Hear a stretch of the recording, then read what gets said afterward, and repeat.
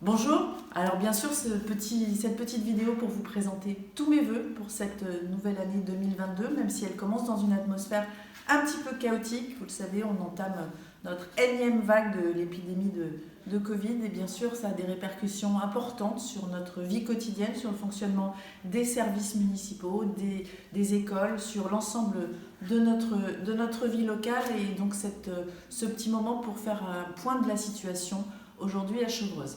Alors pour ce qui concerne les écoles, on en est à la version 4, 5, 6 du protocole sanitaire pour ce qui est des enfants qui sont cas contact, et ils sont malheureusement nombreux dans les écoles.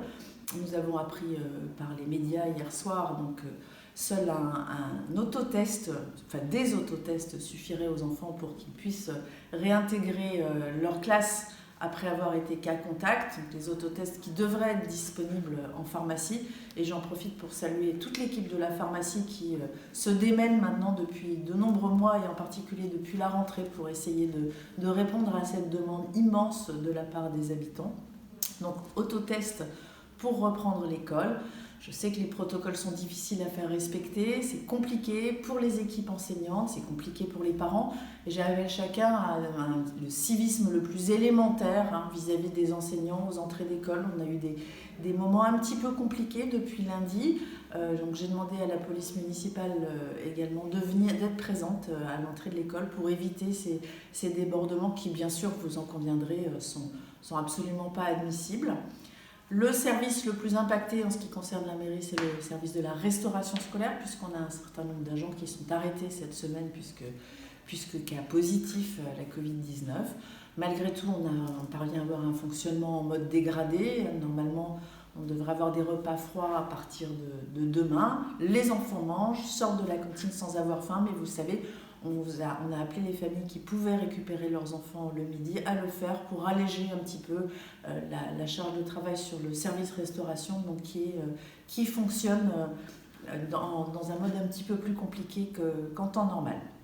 Et puis jeudi 13, donc jeudi dans 2 jours, un préavis de grève a été lancé par divers syndicats de l'éducation nationale. Il y aura des enseignants grévistes sur Chevreuse, donc je vous invite à vous rapprocher de vos directeurs d'école qui vous donneront les informations précises à ce sujet-là.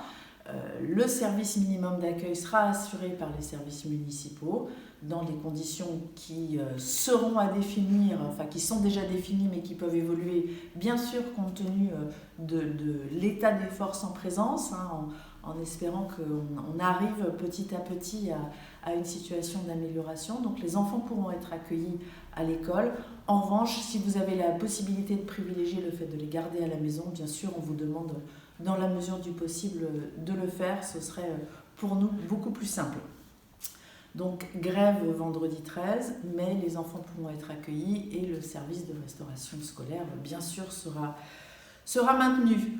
Voilà, pour changer un petit peu de sujet, vous le savez, sur un aspect climatique maintenant, ce week-end a été assez chahuté aussi, tempête, forte pluie, le bassin de retenue a atteint des niveaux assez hauts, n'a pas débordé, mais on s'est approché des codes d'alerte, des gros coups de vent, des arbres sont tombés un petit peu partout. Là encore, les services municipaux ont été mobilisés tout le week-end pour essayer de rétablir la situation au mieux et puis d'assurer la sécurité de chacun. Et donc je les en remercie sincèrement, je profite de ce moment pour le faire. Et puis dernier point, le mois de janvier, c'est le mois des vœux, c'est les moments de rencontre, la traditionnelle bien sûr, les galettes des rois un petit peu partout qui aujourd'hui se retrouvent plus ou moins annulées. Et puis la traditionnelle cérémonie des vœux du maire qui, cette année encore, sera annulée puisque le Premier ministre nous a demandé de ne pas organiser ce type d'événement et bien sûr avec sagesse et responsabilité, on a bien sûr décidé d'annuler cette cérémonie des vœux, donc je n'aurai pas l'occasion, en tout cas dans le cadre de cette cérémonie, de vous retrouver. Sachez pourtant que je vous souhaite à nouveau le meilleur pour 2022. La santé, c'est un petit peu trop d'actualité et la réussite de tous vos projets. À très vite, au revoir.